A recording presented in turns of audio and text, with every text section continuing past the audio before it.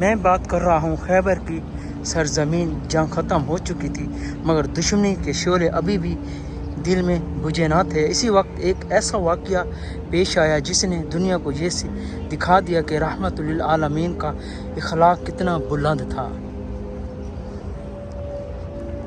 سن 7 ہجری میں مسلمانوں نے خیبر فتح کیا۔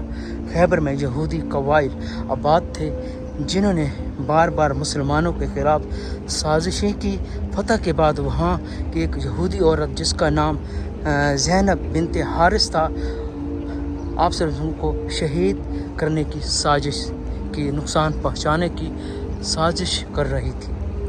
روایت میں آتا ہے کہ وہ عورت اپنے قبیلے کے لوگوں سے پوچھنے لگی اور محمد صلی اللہ علیہ وسلم کو کون سا گوشت زیادہ پسند ہے۔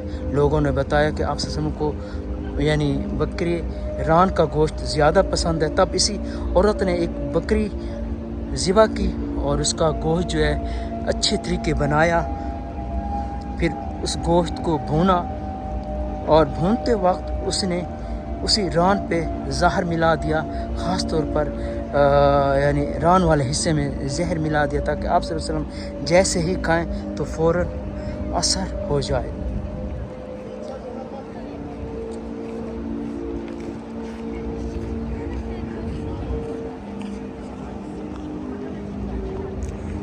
پھر وہ بھنا ہوا گوشت حضرت محمد صلی اللہ علیہ وسلم کی خدمت میں بطور تحفہ لے کے آئیں۔ آپ صلی اللہ علیہ وسلم نے صحابہ کرام کے ساتھ بیٹھ کر کھانا شروع کیا۔ جیسے ہی آپ نے ایک لقمہ منہ میں رکھا، فوراً محسوس فرمایا کہ گوشت میں زہر ہے۔ بعد روایت میں آتا ہے کہ گوشت میں روایت میں آتا ہے کہ اللہ تعالیٰ نے آپ صلی اللہ علیہ وسلم کو وحی کے ذریعے اطلاع دی، اور بعد میں آتا ہے کہ گوشت نے خود خبر دی کہ مجھ میں زہر ملایا گیا ہے۔ آپ صلی اللہ علیہ وسلم نے فوراً کھانا روک دیا اور صحابہ کرام رضی اللہ عنہم سے بھی فرمایا، ہاتھ روک لو، اس گوشت میں زہر ہے۔ لیکن بات یہیں پہ ختم نہیں ہوئی۔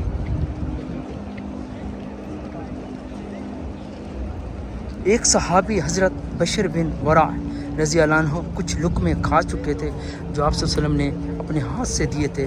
زہر نے ان پر شدید اثر کیا اور بعد میں وہ شہید ہو گئے۔